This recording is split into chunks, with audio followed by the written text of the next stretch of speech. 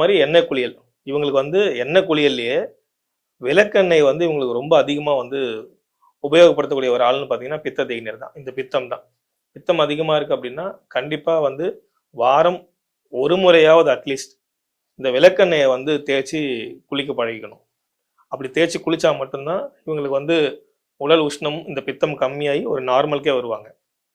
இப்போ பித்த தேய்நீர் வந்து நம்ம கிட்ட வந்து கம்ப்ளைண்ட் பண்ணுறது வந்து பார்த்தீங்கன்னா, நீங்கள் சொன்னீங்கன்னு நான் வந்து ஆயில் பாத் பண்ண உடனே பார்த்தீங்கன்னா எனக்கு மூக்கில் வந்து நீராக ஊற்றுது, தனித்தனியாக ஊற்றிக்கிட்டே இருக்கு, சைனஸ் மாதிரி வந்துடுதுன்னு சொல்லுவாங்க. நம்ம முன்னாடியே சொன்ன மாதிரி பித்தம் தான் சைனஸ்க்கும் காரணம். இப்போ நம்ம கபதேனின்னு நினச்சிட்டு அதுக்கு காரமாக சாப்பிடுங்கன்னு சொல்லுவோம்.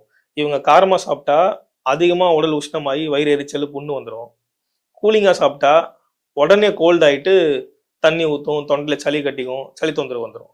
இப்போ இவங்க எதையுமே சாப்பிட முடியாமல் இந்த மாதிரி சாப்பிட்டா அப்படி மாறுறதும், அப்படி அந்த மாதிரியான ஃபுட்டுகளை குளுமையான பொருட்களை சாப்பிட்டா ஹீட்டாக மாறுறதும் மாறி மாறி மாறி வந்து இந்த பித்த தேய்நீர் வந்துகிட்டே இருக்கு.